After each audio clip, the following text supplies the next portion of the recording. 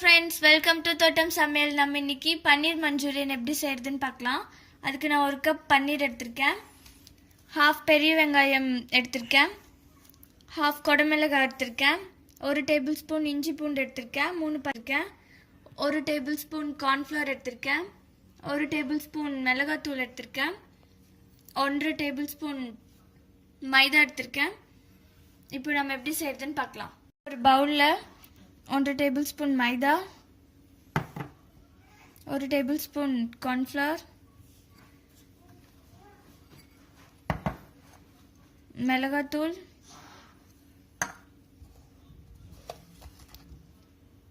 தேவையான அளவு உப்பு, இது எல்லாத்தையும் மிக்ஸ் பண்ணிட்டு கொஞ்சமாக தண்ணி ஊற்றிட்டு இது நல்லா மிக்ஸ் பண்ணிக்கோங்க. இந்த மாதிரி நல்லா மிக்ஸ் பண்ணதுக்கப்புறம் நம்ம வச்சுருக்க பன்னீர் க்யூப்ஸும் ஆட் பண்ணிக்கலாம்.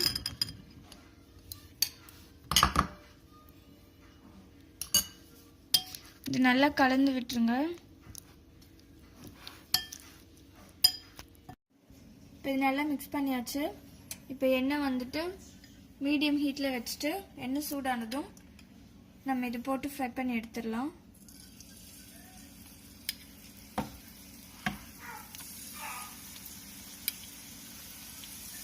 ரெண்டு நிமிஷம் ஆயிடுச்சு. இப்போ பன்னீர் நம்ம திருப்பிடலாம்.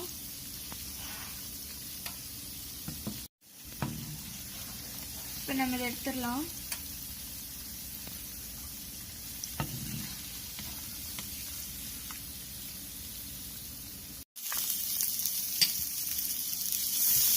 பாத்திரத்தில் எண்ணெய் காஞ்சதுக்கப்புறம் இஞ்சி பூண்டு போட்டு ஃப்ரை பண்ணுங்க. அது பச்சை வாசனை போனதுக்கப்புறம் நம்ம வச்சிருக்க 1/2 பெரிய வெங்காயம் போட்டுடலாம்.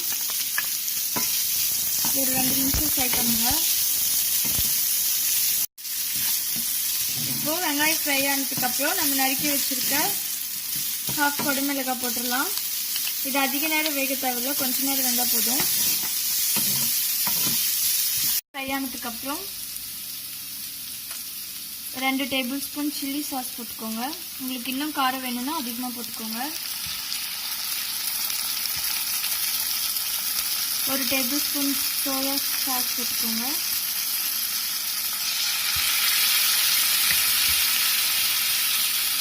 ஒரு டேபிள்ஸ்பூன் டொமேட்டோ கெட்சப் போட்டுக்கோங்க.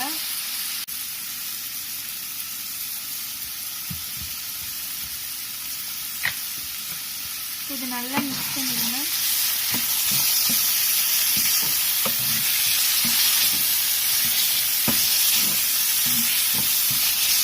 உங்களுக்கு இன்னும் நல்லா கிரேவியாட்டும் வேணும்னா கார்ன்ஃப்ளவர் கொஞ்சமாக தண்ணி ஊற்றி கரைச்சிட்டு அதையும் மிக்ஸ் பண்ணிக்கோங்க. நான் இன்னைக்கு ட்ரையாக தான் பண்ண போகிறேன்.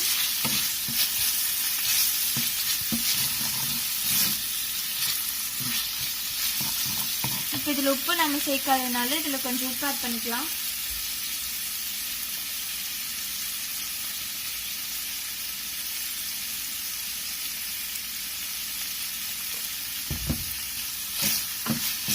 நல்லா கலந்து விட்டுட்டு